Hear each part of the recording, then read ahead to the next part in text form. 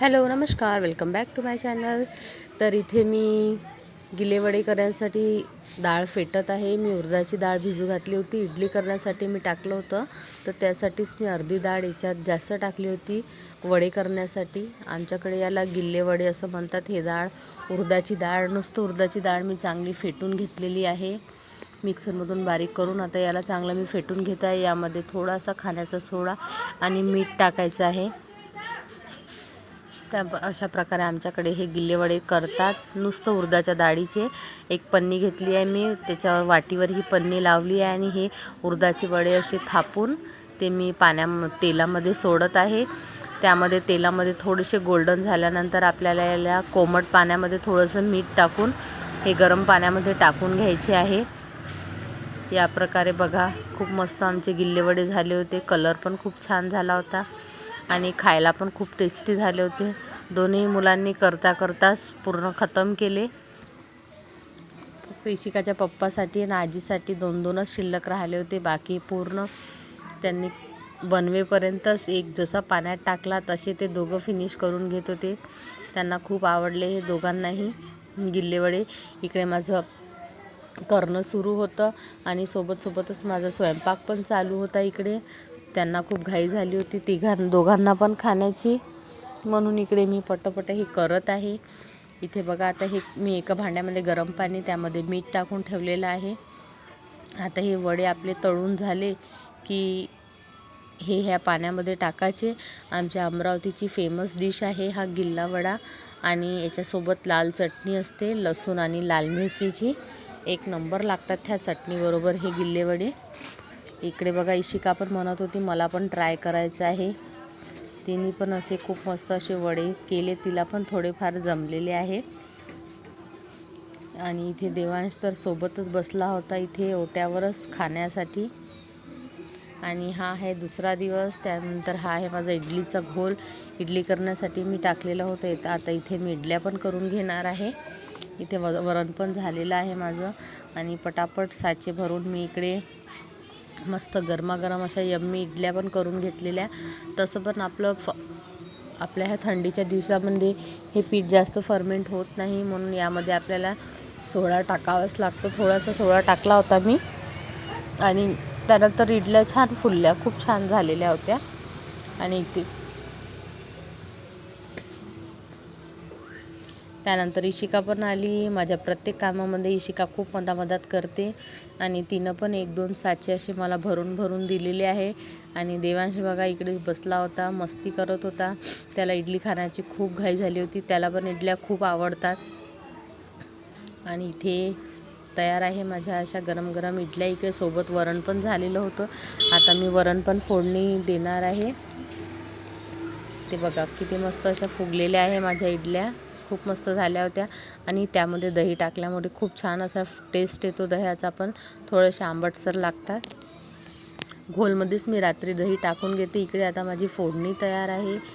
कांदा, लसूण, हिरवी मिरची, कोथिंबीर आणि कढीपत्ता हे मस्त असं मी तेलामध्ये फ्राय करून घेतलं. त्यामध्ये चिंच भिजवून ठेवल्या होत्या मी पाण्यात, त्याचा चिंचेचा कोड पण यामध्ये मी टाकला.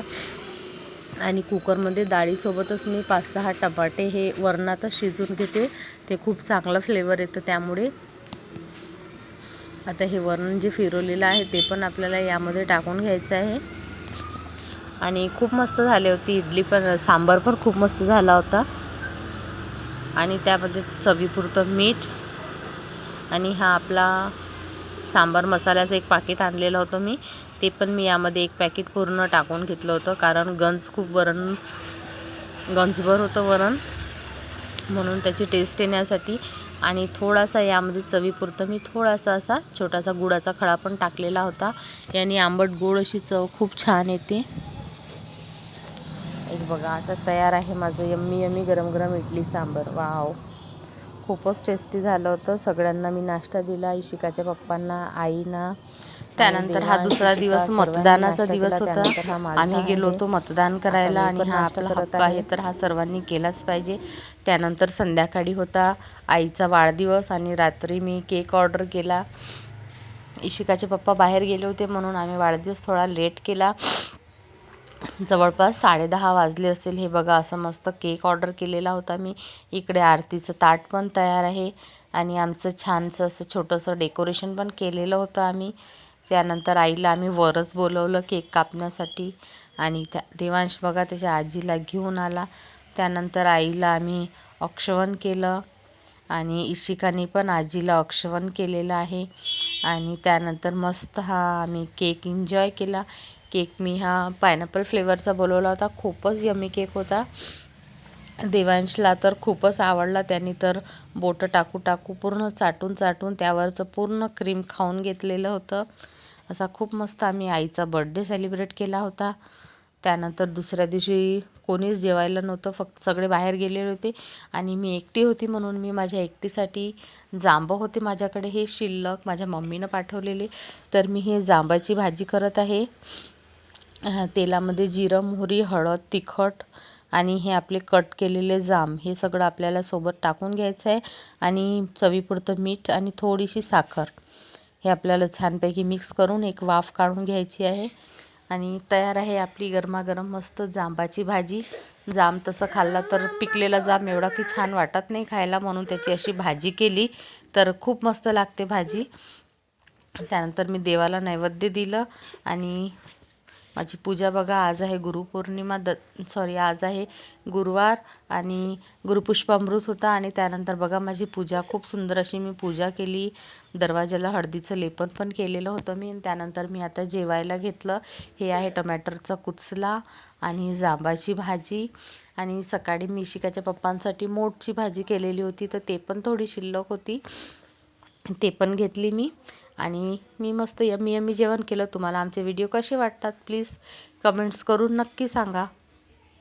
थँक्यू. आणि इकडे बघा हे हळदीचं लेपन केलेलं आहे मी दरवाजाला. गुरुपुष्प अमृत होतं त्यामुळे आणि त्यानंतर गुरुपुष्प होतं तर काहीतरी खरेदी तर नक्की झाली पाहिजे.